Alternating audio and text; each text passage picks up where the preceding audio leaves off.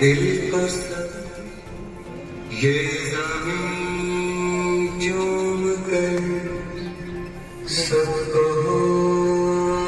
झूम कर। इस प्रोग्राम को अजमेर ज़िले के थाना कृष्णगंज में आज बाल मित्र कक्ष चाइल्ड फ्रेंडली रूम इसका उद्घाटन हुआ है।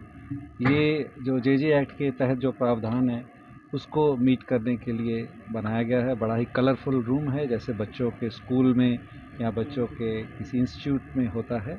और इसका पर्पज़ है कि जो हमारे कानून में प्रावधान है कि बच्चे जब किसी कारणवश किसी कानून पेचीदगी में आते हैं, उनको थाने आना पड़ता है, तो उनसे जो पुलिस की पूछताछ है, उनसे लीगल कार्रवाई है, वो ऐसे माहौल में की जाए जिससे उसकी मानसिकता पे कोई दुष्प्रभाव नहीं आए।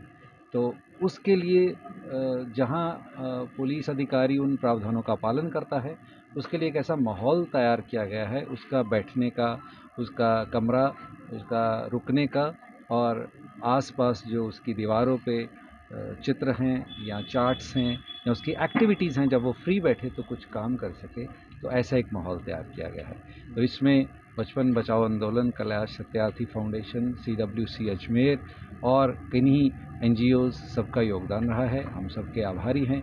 आज अजमेर में ये कार्यक्रम 2 थानों पे है, कृष्णगंज थाने और रामगंज थाने पे। इसके लिए जिला पुलिस अधीक्षक अजमेर और उनकी टीम जो है वो भी धन्यवाद के पात्र हैं, जिन्होंने बड़ी इंटरेस्ट से इस चीज़ को, इस कमरे को तैयार करवाया। सर, फ़ायदा किस तरह से मिलेगा? अगर बच्चे आते भी हैं तो इस तरह का माहौल भी आप देते हैं, तो क्या फ़ायदा मिलने वाला है बच्चे? सबसे पहला बात है कानूनी प्रावधान की पालना।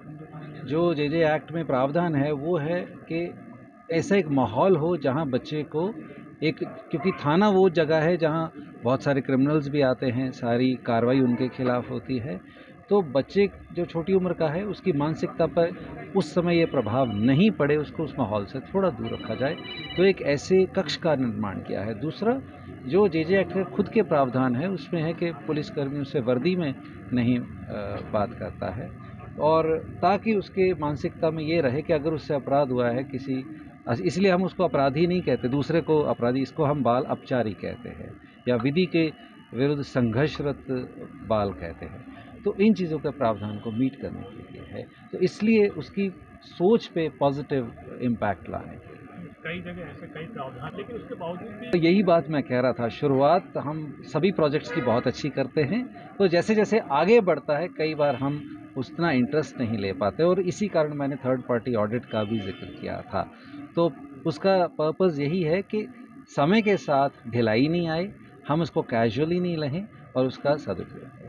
जो बच्चे पकड़े जाते हैं ये इनके लिए सरकार के सोशल वेलफेयर के रिहैबिलिटेशन प्रोग्राम्स होते हैं, वो ध्यान भी रखते हैं, लेकिन आप सही कह रहे हैं कि थाने को हम इतना बड़ा चार्टर अभी नहीं दे सकते हैं, लेकिन यस, ऐसी इंटरवेंशन से जो हमारा रोल है वो ज़रूर स्पेसिफाई हुआ है। मान लीजिए कोई बंदा ये सोचे जिसके पास अलग से कमरा नहीं है किसी थाने पे, वो सोचे भी चलो ठीक है, अब मैं वर्दी में ही हूँ, ऐसे ही कर लेता हूँ, तो नहीं, ऐसा नहीं है, उसको पालना करनी पड़ेगी। और ऐसे रूम में आके ज़रूर वो सोचेगा कि नहीं, कि मेरे को इस पे दृढ़ निश्चय से काम करना है।